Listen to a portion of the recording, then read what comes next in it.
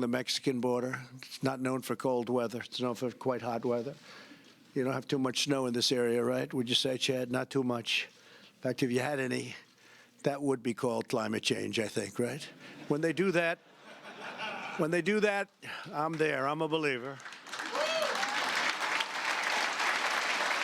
Presidents didn't do that.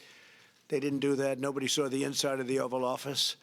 They never discussed the building of a wall and how to build it and what's the best way to get it up. And we want the A-plus job. That's what we got, the A++. It also has essentially a form of an alarm system on it that if somebody starts to cut it, we immediately find out who that is. They have sensitive areas on the wall, so if it's cut, we immediately know what's happening. We have cameras all over it, too, and we have drones. So if somebody tries soldiers right now on our border, and the numbers have been fantastic, as Chad has either told you or will be telling you. 27,000, think of that, Mexican soldiers, and they're now guarding our border. So I want to thank the President of Mexico who's doing it. Thank you.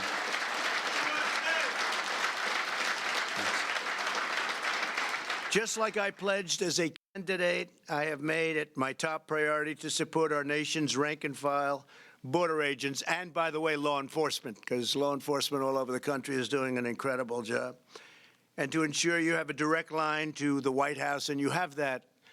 You have that. You've always had my back, and I will always have yours. I especially want to recognize the senior leaders of the National Border Patrol Council, including Executive Vice President Paul Perez. Where's Paul? Paul Perez. Paul, stand up, please. Great job, Paul. Great. And Vice Presidents Hector Garza. Thank you, Hector. Long time, Hector, right? And Art Del Cueto. Art Del Cueto. We're getting better with that name, right? I also want to thank John Anfison. And John, you've been fantastic. Thank you very much, John. Stand up, John. Thank you very much, John. I've gotten to know you guys for a long time now, right? It's been a long time, and a lot of progress has been made. Incredible. Really good numbers. Thank you all. And thank you to Acting Secretary Chad Wolf, who has stepped into that position like it was made for him or he was made for it. And it is absolutely, and we could fix it so easily, but we have no support from Democrats, as you very well know, because they want open borders. They want literally millions of people to flow into our country. And of those millions of people, tremendous numbers of them are people you don't want in this country. You don't want in this country. And they don't want them in their countries, and that's why they come up, because the countries push them up. But not anymore. Guatemala, if you look, El Salvador, all of the different countries, Mexico, we're signing agreements. We've already signed agreements. Honduras, we've signed agreements. Safe Third, call it whatever you want, give it any name you want, but Safe Third, and we bring them back. You know, in the old days, I think we can say, Brandon, it wasn't so easy to bring them back. You couldn't bring them back. They wouldn't take them. We could catch a murderer from Honduras, Guatemala, El Salvador. We bring them back, and they say, don't land your plane. Your bus can't come in. Your van can't come in. We don't want them. We don't want them back. Now they take them back. Very openly and very nicely. Is that right? Would you say that's right? We couldn't bring them back. They wouldn't take them. They'd send them to us. They were vicious criminals in some cases. And when they brought them back under the past administration, they wouldn't take them. So we'd end up bringing them back. Now they take them back gladly. Someday we'll explain how that worked. We're removing illegal border crossers at a tremendous pace and making it clear that if you break our laws, you will be sent back home, and your home will accept you with open arms or open prisons or whatever it is they want to do with them. And we have to put some in jails. In some cases, they're so violent we have to. But generally speaking, we just don't want to have people in jails for 50, 60 years and the tremendous cost. So we generally try to get them home. In some cases, we really have to because of the level of severity the level of was raped, beaten, and murdered. Only 5 weeks before the murder, the criminal alien had been arrested for assault. ICE asked for the criminal to be turned over, but instead, he was ordered released under New York City's sanctuary laws. If New York had simply honored ICE's detainer request, very simple thing to do, Maria Fuentes could be with her family right now. And we're deeply moved to be joined this afternoon by Maria's grieving granddaughter, Daria. Of why something like this horrific crime should never happen. Our family's hope is that her death was not in vain and that preventative measures are put into place to ensure that nothing like this ever happens to anyone again. The tragedy in all of this is the fact that this could have been avoided had there been no sanctuary law. The tragedy is my grandma's not ever gonna be here again. The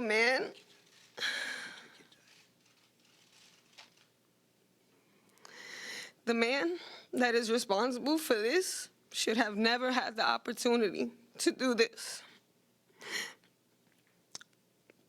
Had his multiple offenses had not been ignored, the system not only failed our family, but it failed our city. Our family would like to thank the administration for acknowledging my family's tragedy and extending their concerns in this tragic time. Thank you very much. Thanks. Thank you. Thank you.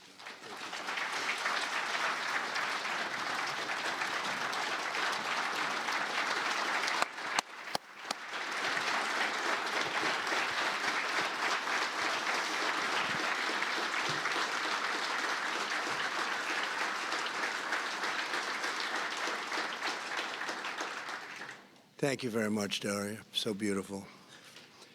Not one more American life should be stolen by sanctuary cities. They're all over the place, and a lot of people don't want them. Many communities, they don't want them in California. You hear California, but they don't want them. The politicians want them for whatever reason. That's why we're calling on Congress to pass legislation giving American victims the right to sue sanctuary cities and hold them accountable for the suffering and the damages that they've caused. American citizens are entitled to safe neighborhoods and safe streets that really the people in this room have provided where they're given the opportunity. With sanctuary cities, they're really not given that opportunity. You're the noble guardians who protect our loved ones, and you keep America safe, and you do an incredible job at doing it. Nobody could do it like you do. Under my administration, we know that border security is national security, very much the same thing. And that's why I'm so honored to work hand in hand with the National Border Patrol Council and all of my friends. Some of you I know very well, very well. We love our Border Patrol agents. We love our law enforcement. And we want to thank you for doing an incredible job. God bless you all. Thank you. Thank you. Thank you, Brandon.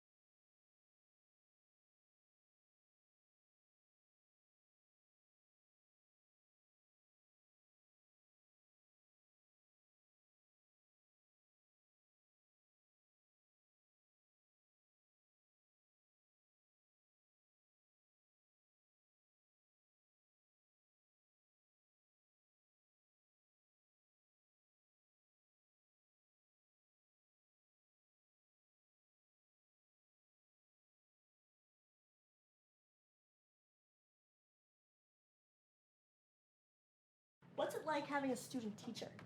Or two student teachers? If like Abby was talking to one person and and I have a question, I could just ask her. Absolutely. You've done that before too, haven't you? Oh, you like to do this? So since it's the last semester of our senior year of college, we've been student teaching and wrapping that up and trying to hang out with our friends as much as possible, just before graduation comes. So we decided that we were going to get feedback from the students to see what they had to say. We had concerns about how the students would respond because it's such a unique and special situation. Let's start out with factors and multiple. It was really important for us to give the students that exposure visually, and we had an open question and answer forum where Abby and Brittany took their questions, and I think from then on, they were dismissed after a bit, Abby and Brittany, and the teacher asked the students very candidly, now, do you have any other questions now that they're not here? And we're like, no, that's it. Like, they're just part of our classroom now. The top number is 56. Draw an array for me on your board. Once you arrive